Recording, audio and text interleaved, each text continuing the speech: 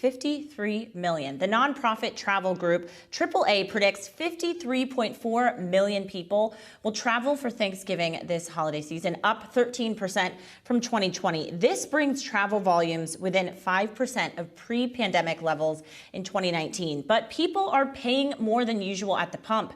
That is why today, just this morning, President Biden announced a plan to release 50 million barrels of oil from the Strategic Petroleum Reserve. That should help alleviate prices at the pump. What does this mean for people who are paying? I mean, I'm in California. People are paying almost $5 for gas. What does this actually mean?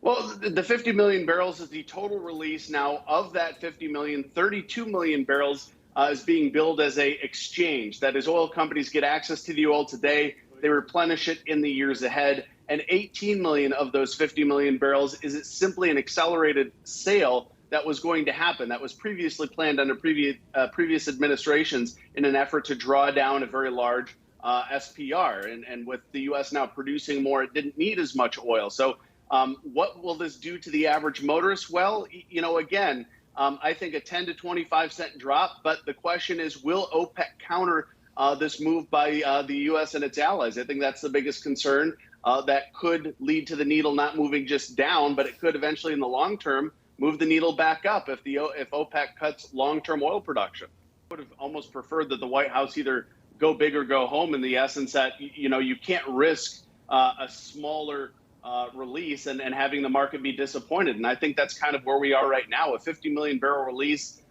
like I said, only a 32 million barrel exchange and an 18 million barrel accelerated timeline for releases. I don't know that this is going to move the needle much.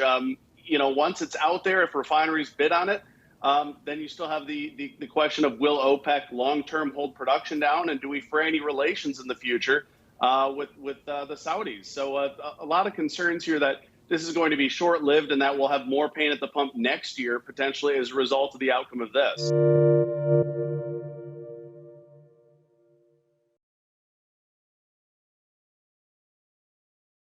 Hey, thanks for watching Bloomberg Quicktake Now. Subscribe to our channel to see the biggest stories the moment they happen from around the world. And tune in to our 24/7 live stream for global news coverage, documentaries, interviews, deep dives, and shows on the stories that you care most about.